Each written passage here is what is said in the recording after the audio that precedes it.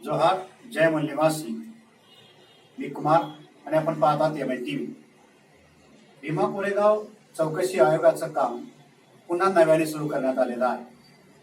कोविड-19च्या प्रभावामुळे गेली 1.5 वर्ष झालं भीमा कोरेगावच्या चौकशी आयोगाचं काम थांबलं होतं. 2 ऑगस्ट पासून पुन्हा नव्याने चौकशी आयोगाच्या कामकाजाला सुरुवात झालेली आहे आणि यावेळेस आयोगासमोर साक्षीदारांच्या उलट तपासणी क्रॉस एक्झामिनेशनचं काम सुरू होतं. आपल्या सोबत आहेत ॲडव्होकेट राहुल माकरे, जे या चौकशी आयोगाच्या दरम्यान बहुजन समाजाच्या वतीने, खास करून बहुजन मुक्ती पार्टीच्या वतीने आपली बाजू मांडत आहेत. आणि आज आपण त्यांची एक विशेष अशी मुलाखत चौकशी आयोगाच्या कामकाजाच्या संदर्भात घेत आहोत. 2 ऑगस्ट पासून चौकशी आयोगाचं काम सुरू झालेलं आहे आणि चौकशी आयोगासमोर मुख्य साक्षीदारांच्या साक्षी आणि त्यांच्या क्रॉस एक्झामिनेशन सुरू आहे. यामध्ये सर्वात महत्वाची साक्ष मानली जाते वडू बुद्रुकच्या तत्कालीन सरपंच माननीय रेखाताई शिवले. त्याचबरोबर प्रल्हाद ईश्वर गायकवाड हेही वडूचीच आहेत, त्यांची सुद्धा साक्ष महत्वाची आहे. आणि यासोबतच शिक्रापूर पोलीस स्टेशनचे तत्कालीन पोलीस निरीक्षक गलांडे यांची देखील आयोगासमोर साक्ष झालेली आहे. ॲडव्होकेट राहुल माकरे जी, आपलं स्वागत आहे MNTV मध्ये. गेल्या 2 ऑगस्ट पासून चौकशी आयोगाचं कामकाज सुरू आहे आणि आता आयोगाचं काम अंतिम टप्प्यात आलेलं आहे. 31 डिसेंबर पर्यंत आयोगाला कशा स्वरूपामध्ये आपला अहवाल द्यायचा आहे. 3 वर्ष झालं आयोगाचं काम चालू आहे. 1.5 वर्षाचा कालावधी आपण ह्या कोविडचा जरी सोडला तरी 1.5 वर्ष आधीच खूप मोठा कालावधी गेलेला आहे आणि आता पुन्हा नव्याने पुढच्या 4 महिन्याचा म्हणजे जवळपास आयोगाच्या दृष्टीने जर आपण पाहिलं तर 2 वर्षापेक्षा जास्त कालावधी आयोगाच्या कामकाजाला लागलेला आहे आणि आता काल परवापासून काम सुरू आहे. ज्या साक्षी या 3 दिवसाच्या दरम्यान झालेल्या आहेत, खास करून रेखाताई शिवले असतील, गायकवाड असतील किंवा पोलीस निरीक्षक गलांडे आहेत, यांच्या बाबतीत थोडीशी आम्हाला आमच्या दर्शकांना आपल्याकडून माहिती हवी. रेखाताई शिवले यांची साक्ष ऑक्टोबर 2018 ला सुरू झाली आणि आज ती साक्ष संपली. सलग 3 दिवस त्यांची साक्ष झाली. नाही, 2018 पासून आयोगाचं कामकाज सुरू झाल्यापासून त्यांची साक्ष सुरू होती आणि त्यांनी बराच वेळा विटनेस बॉक्स मधून किंवा साक्ष सुरू असताना अचानक काहीतरी कारण सांगून त्यांनी टाळाटाळ केली होती. परंतु आज त्यांची साक्ष संपली. त्यांचं जे अफिडेव्हिट आहे, प्रतिज्ञापत्र आयोगासमोर सादर केलं आणि त्यांची जी साक्ष आहे त्याच्यामध्ये खूप मोठ्या प्रमाणात विसंगती आहे. उदाहरणार्थ त्यांनी त्यांच्या अफिडेव्हिट मध्ये, प्रतिज्ञापत्रामध्ये असं सांगितलं होतं की भारत मुक्ती मोर्चा, बामसेब, संभाजी ब्रिगेडचे लोक तिथे येतात आणि घोषणाबाजी करतात. छत्रपती संभाजी महाराजांच्या समाधीला धोका आहे, छत्रपती संभाजी महाराजांच्या समाधीची विटंबना, अवमानना किंवा इजा होऊ शकते असं त्यांनी सांगितलं होतं.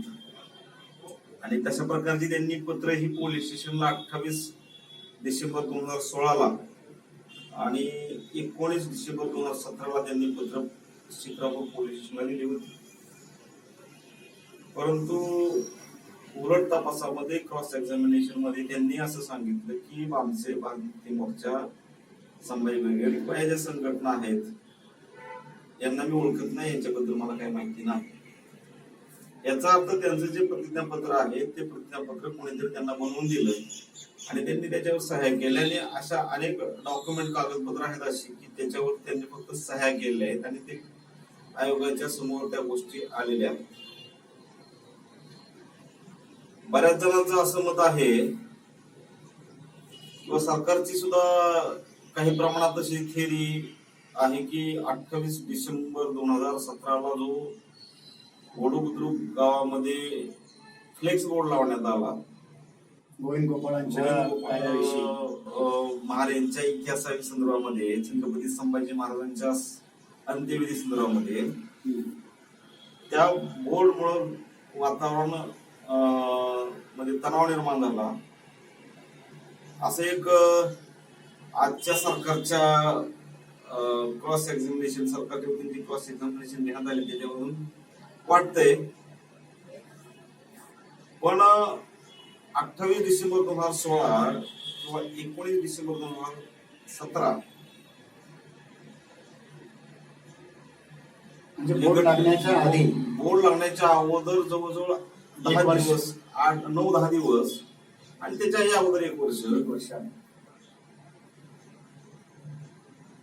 रेखाताई शिवले ज्या सरपंच होत्या किंवा त्यावेळेस सरपंच होत्या, तत्कालीन सरपंच, त्यांनी काय कारण होतं छत्रपती संभाजी महाराज समाधीची विटंबना होऊ शकते, त्या समाधीला इजा होऊ शकते, अवमान होऊ शकतो, असं पोलीस स्टेशनला तक्रार देण्याचं काय कारण होतं? असा ज्यावेळेस त्यांना प्रश्न विचारला त्यावेळेस त्यांनी बराच वेळ मौन बाळगलं. पत्रकारही तिथे होते, ते उत्तर देऊ शकत नव्हत्या, परंतु नंतर त्यांनी उत्तर दिलं की गावामध्ये आणि त्या परिसरामध्ये अशी चर्चा होती, म्हणजे ऐक्यू चर्चेच्या आधारावर असेल किंवा ते गावातल्या चर्चेच्या आधारावर त्यांनी तक्रार दिली होती. साधारणपणे कोणी चर्चा केली असं काय? त्यांनी कुठल्या संघटना विशेषांचं नाव घेतलं? त्यांनी भारत मुक्ती मोर्चा बामसेप संभाजी ब्रिगेडचं नाव 2028च्या पत्रामध्ये घेतलं होतं, 2016च्या पत्रामध्ये घेतलं होतं. नाही, ही जी संभाजी महाराजांच्या समाधी स्थळाची विटंबना जी आहे हे कुठल्या संघटनांकडून केलं जाऊ शकतं? अशा प्रकारचा चर्चा किंवा त्यांनी कोणाचं नाव वगैरे घेतलं? या संघटनांचं नाव त्यांनी घेतलं होतं प्रतिज्ञापत्रामध्ये किंवा त्यांच्या जे पत्र त्यांनी दिली पोलीस स्टेशनला त्याच्यामध्ये त्यांनी हे केलं होतं. परंतु उलट तपासामध्ये त्यांनी असं सांगितलं होतं की मला या संघटनाच माहित नाही, त्याही त्या खोटं बोलत असतील. याचा अर्थ 19 डिसेंबरला जे पत्र दिलं त्याचा अर्थ असा की त्यांना या गोष्टीची कल्पना होती 1 जानेवारी 2018ला दंगल घडून आणली जाऊ शकते किंवा दंगल घडून आणायची आहे. छत्रपती संभाजी महाराजांच्यावरती संपूर्ण महाराष्ट्र बहुजन समाज प्रेम करतो आणि त्यामुळं छत्रपती संभाजी महाराजांच्या समाधीची विटंबना होईल, इजा होईल या कारणाखाली त्यांनी किंवा त्या भागातल्या लोकांनी नेत्यांनी जे वातावरणामध्ये तणाव निर्माण केला त्याचा परिणाम म्हणजे 1 जानेवारी 2018चं प्रकरण. त्याचा तणाव निर्माण करण्यामध्ये मिलिंद एकबोटे आणि भिडे यांचा मोठा सहभाग आहे असं आमचं म्हणणं आहे. आणि त्या गोष्टी कमिशन समोर येत आहेत आणि कमिशनने सुद्धा ह्या गोष्टी मान्य केलेल्या आहेत की संभाजी भिडे आणि एकबोटेचा संबंध गावातल्या लोकांशी आहे, ते तिथे येतात, हे कमिशनने सुद्धा मान्य केलेलं आहे.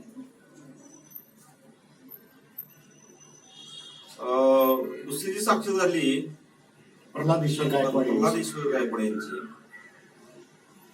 तर त्याच्यामध्ये ते जन्मापासूनच पुण्याला राहतात, ते ऑकेजनली किंवा अधूनमधून तिथं त्या भागामध्ये येतात. त्यांचे मूळ त्यांचं वडबुद्रुकच आणि ते गोविंद गोपाळाचे वैशिष्ट्यच आहेत असं त्यांनी कमिशन समोर सांगितलं. आणि ते लहानपणापासून ती समाधी तिथं होती, घराच्या बाजूला ती समाधी होती, मातीच्या भेंड्यांमध्ये ती समाधी, आणि एक दगड होता एक मोठा सपाट, त्याच्यावरती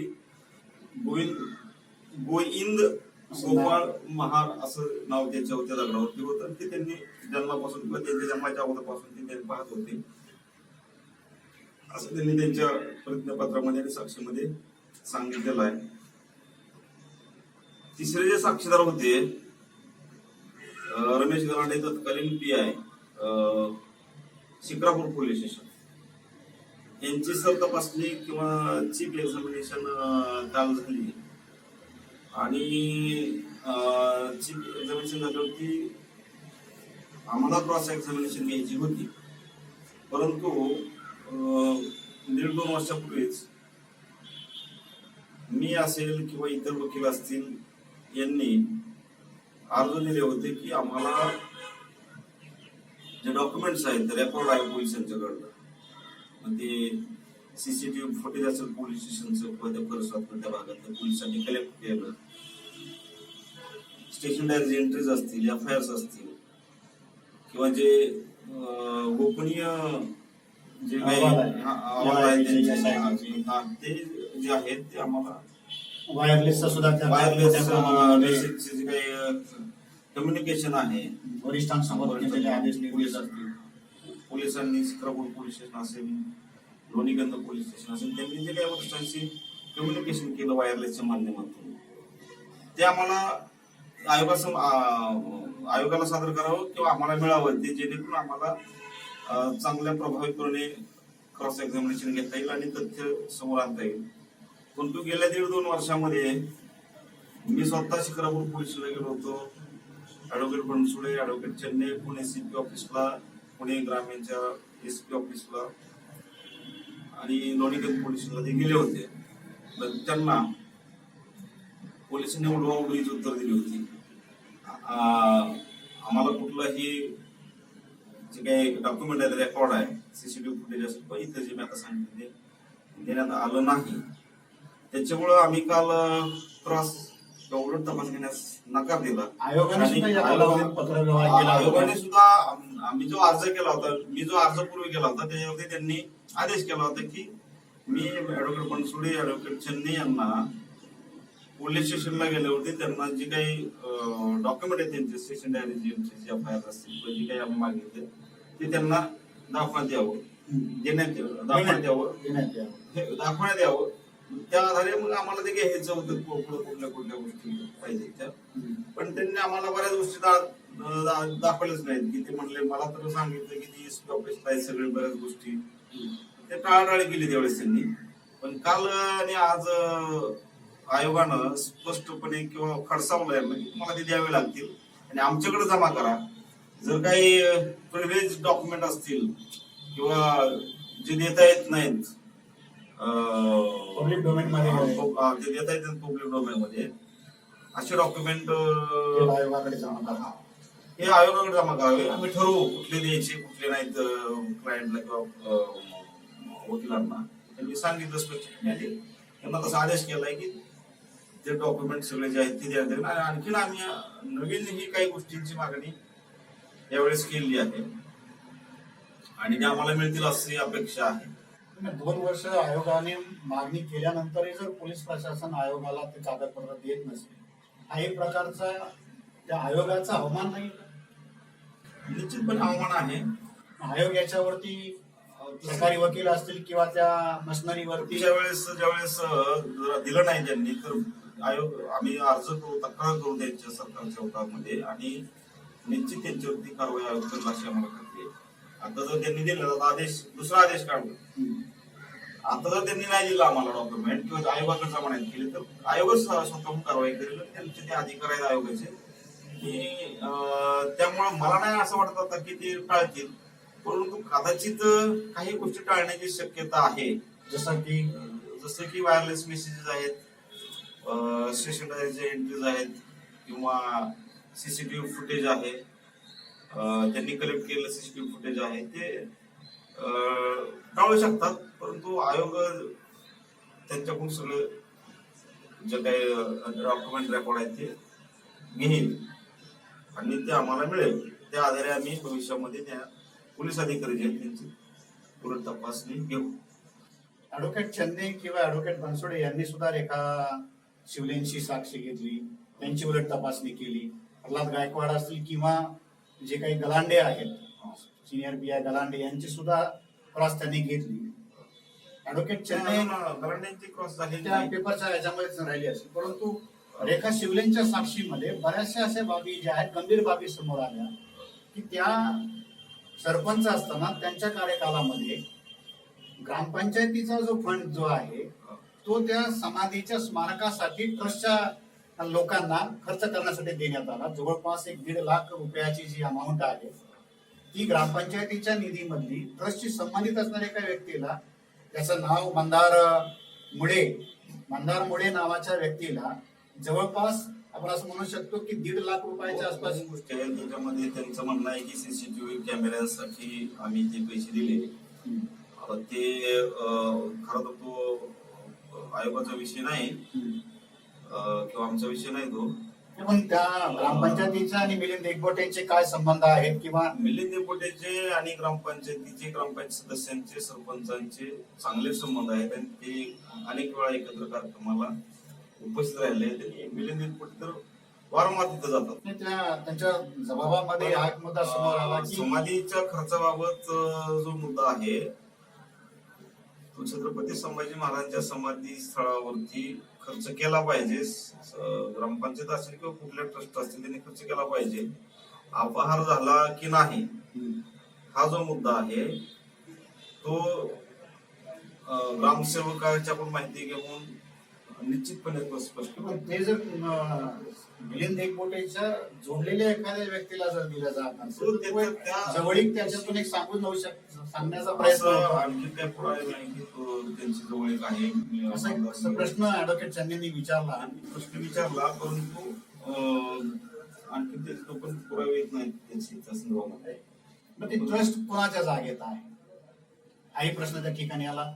मिलिंद एकबोटेची जी धर्मवीर संभाजी महाराज समाधी स्मृती समिती जी आहे ती ट्रस्ट तिथलं कामकाज पाहते किंवा ती मॅनेजमेंट करते, अरेंज करते कार्यक्रम. त्या गोष्टी आलेल्या आहेत समोर आणि ते डॉक्युमेंट सुद्धा आहेत आणि त्या कार्यक्रमांना तिथले काय स्थानिक नेते असतील, ग्रामपंचायत सदस्य असतील, सरपंच असतील हे सगळे उपस्थित राहतात. हे सुद्धा रेकॉर्ड आहे आयोगासमोर.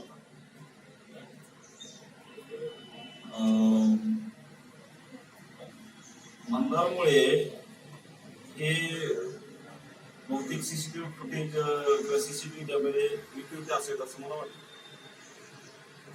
परंतु एकंदरीतच जे प्रतिज्ञापत्र रेखा शिवलेंनी दिलं होतं आणि आता आयोगाच्या फेर तपासणीमध्ये किंवा क्रॉस एक्झामिनेशन मध्ये त्यांच्याकडून ज्या आलेल्या बाबी आहे त्याच्यामध्ये प्रचंड मोठ्या प्रमाणामध्ये विसंगती त्याच्या बाबतीत आपण या संदर्भामध्ये मी कालपर्यंत असं ठरवलं होतं की मी तक्रार करणार नाही.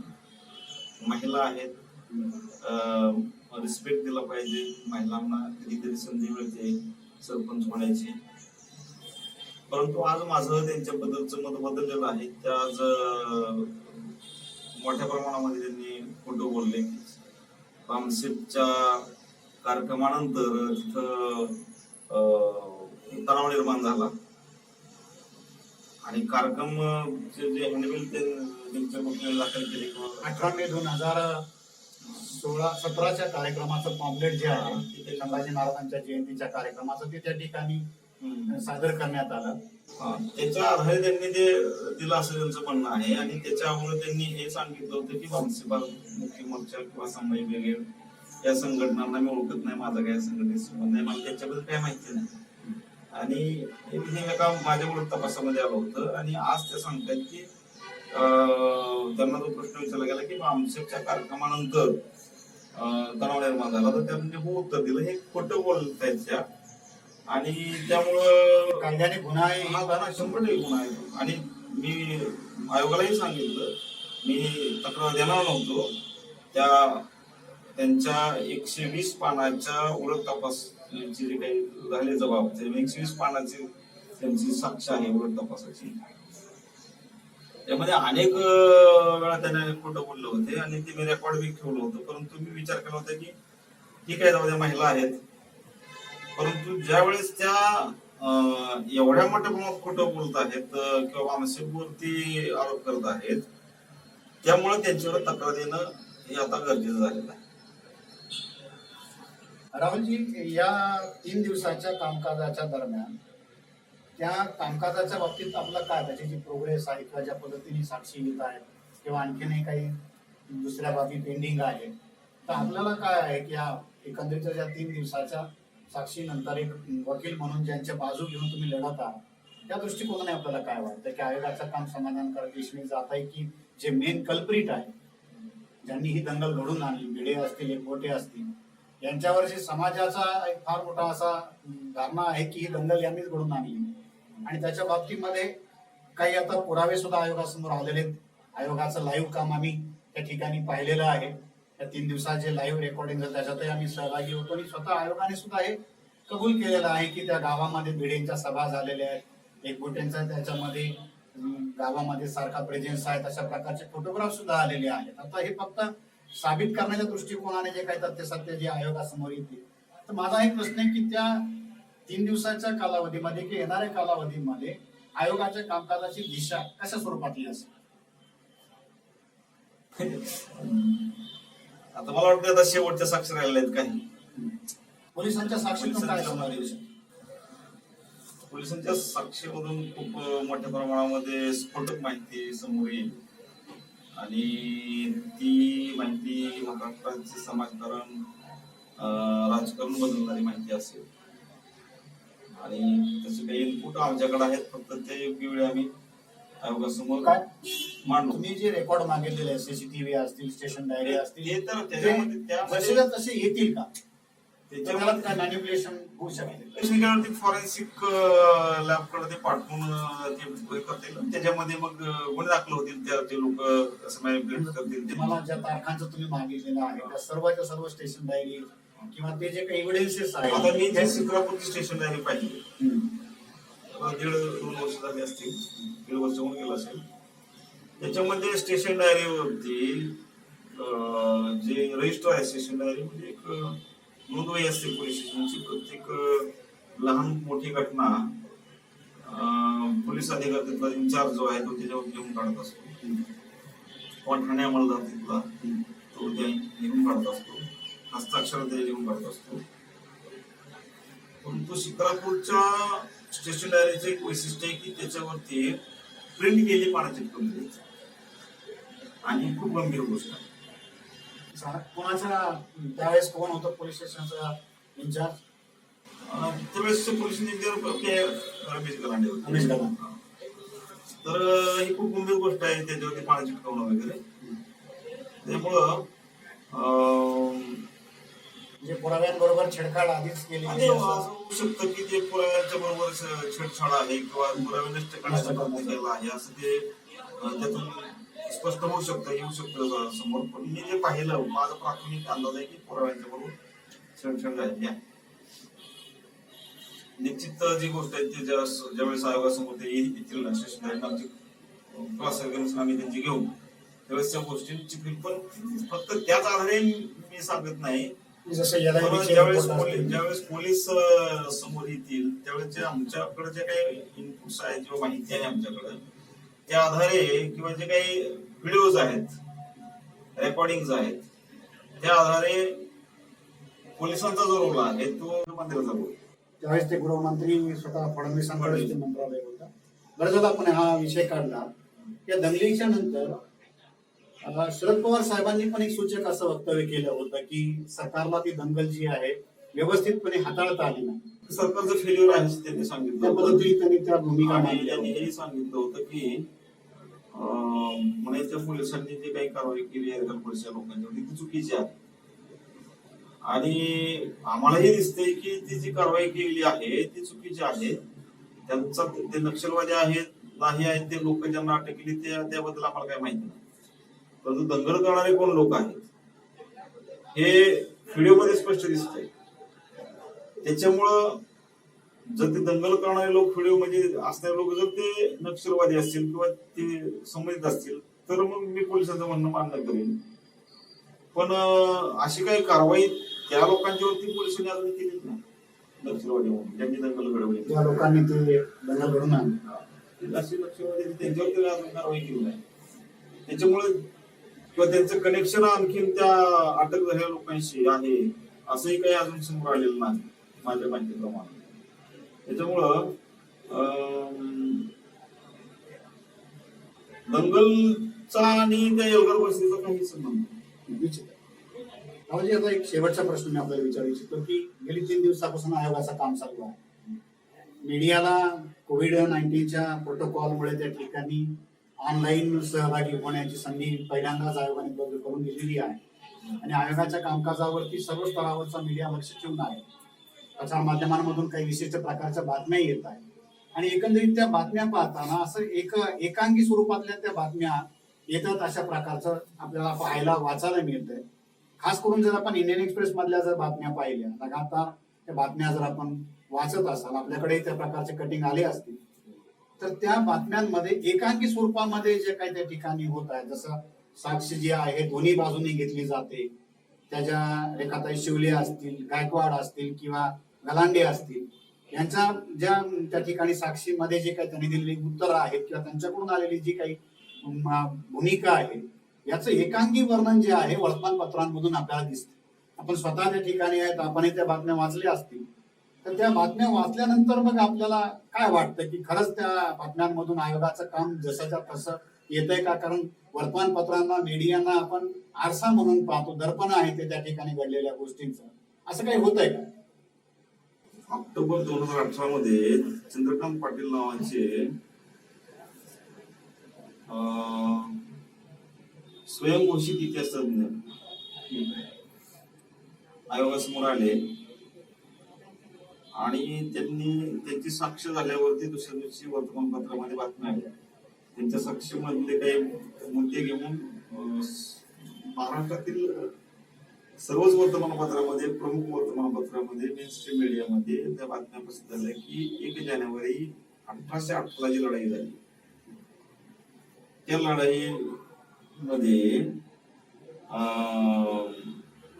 पेशव्यांचा पराभव झाला नाही. ती लढाई मराठा विरुद्ध पेशवे नव्हते आणि चुकीच्या बातम्या प्रसिद्ध झाल्या बऱ्याच.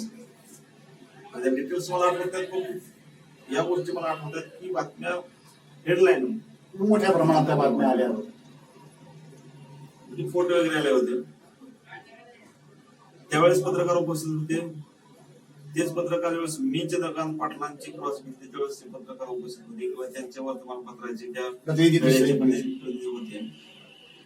आणि मी त्यांना काही प्रश्न विचारले होते की इतिहास कशाला म्हणायचं, इतिहास संशोधन म्हणजे काय, इतिहास संशोधनाचे किती प्रकार आहेत, इतिहास संशोधनाचा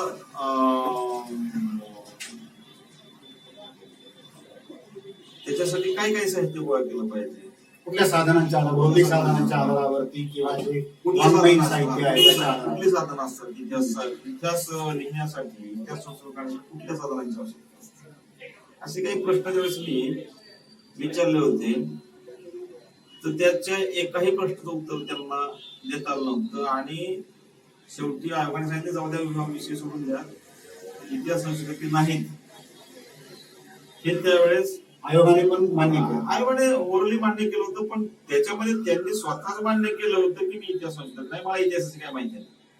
पण ज्या स्वयंघोषित इतिहास संशोधकाच्या बातम्या हेडलाईनला आल्या, परवाची घटना जी आहे तुम्ही आता उल्लेख केलाय गोविंद गोपाळ महार किंवा साक्ष दिल्या गेल्या त्याच्यामध्ये पण जातीचा उल्लेख करण्यात आलेला, दलित शब्द आलेला आहे. सकाळच्या सत्रामध्ये जी काही घटना म्हणजे उलट तपास झाला सकाळच्या सत्रामध्ये, त्याच्यामध्ये अनेक वेळा रेखाताई शिवले यांनी मौन बाळगलं होतं आणि अनेक वेळा त्यांनी चुकीची उत्तर दिली होती किंवा काही गोष्टी त्यांच्याकडून महत्वाच्या गोष्टी ज्या हेडलाईन बनवू शकतात सगळ्या वर्तमानपत्राच्या. बऱ्याच लोकांना हे जे जसं की त्यांनी जे 19 डिसेंबरला पत्र दिलं, 19 डिसेंबर 2017 जे पत्र दिलं, त्याच्या 28 डिसेंबर 2016 जे पत्र दिलं, त्या पत्रासंदर्भातल्या प्रश्नांना त्यांनी उत्तर देण्याचा टाळाटाळ करत होत्या. आणि शेवटी त्यांनी उत्तर दिलं की गावामध्ये चर्चा होती अशी की छत्रपती संभाजी महाराजांच्या समाधीला इजा होईल, विटंबना होईल, अवमान होईल संभाजी महाराजांच्या समाधीचा, म्हणून मी पत्र दिलं. आणि अशी पत्र कशा आधार दिलं तर ते गावातल्या चर्चेच्या आधार दिलं. खर तर ही हेडलाईन पाहिजे होती, परंतु वर्तमानपत्रामध्ये खास करून इंडियन एक्सप्रेसला बातमी आली प्रल्हाद शिवले यांच्या साक्षी, सॉरी प्रल्हाद गायकवाड यांच्या साक्षी. त्याच्यामध्ये काल ज्या गोष्टी क्लिअर झाल्या त्याच्याबद्दल आज काही चाललं नाही. त्यांनी काही फक्त आपल्या म्हणजे त्यांच्या साक्षीचा विपर्यास करून ज्या काही बातम्या दिल्या होत्या किंवा काल जी साक्षी झाली त्याच्या आज ज्या बातम्या आल्या म्हणजे ते कुठलाच मेळ लागत नाही. आणि त्यामुळे तुम्ही जे काही आज हे करताय मला खात्री विश्वास आहे की तुमच्या माध्यमातून MNTVच्या माध्यमातून सोशल मीडियाला मोठ्या प्रमाणामध्ये खऱ्या गोष्टी समोर जातील आणि त्याचा प्रचार प्रसार समाजात होईल याची मला खात्री आहे. निश्चितच आज आपण MNTV साठी वेळ दिला. भीमा कोरेगावच्या दंगलीची आजही चौकशी पूर्ण झालेली नाहीये.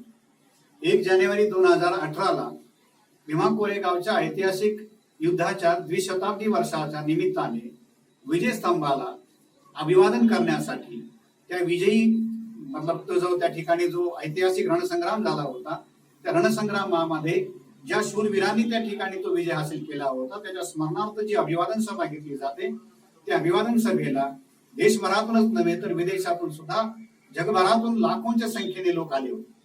आणि त्या आलेल्या अनुयायांवरती अत्यंत सुनियोजित पद्धतीने दंगल घडून आणण्यात आला. बुद्रुकमध्ये झालेला त्या बोर्डच्या विवादापासून झालेला मुद्दा असेल आणि त्यानंतर 3 दिवसानंतर म्हणजे 1 जानेवारी 2018ला भीमा कोरेगाव येथे झालेली दंगल असेल. ही दोन्ही दंगल या दोन्ही घटना हिंदुत्ववाद्यांनी भिडे एकबोटेच्या समर्थकांनी त्या दंगली घडवून आणल्या.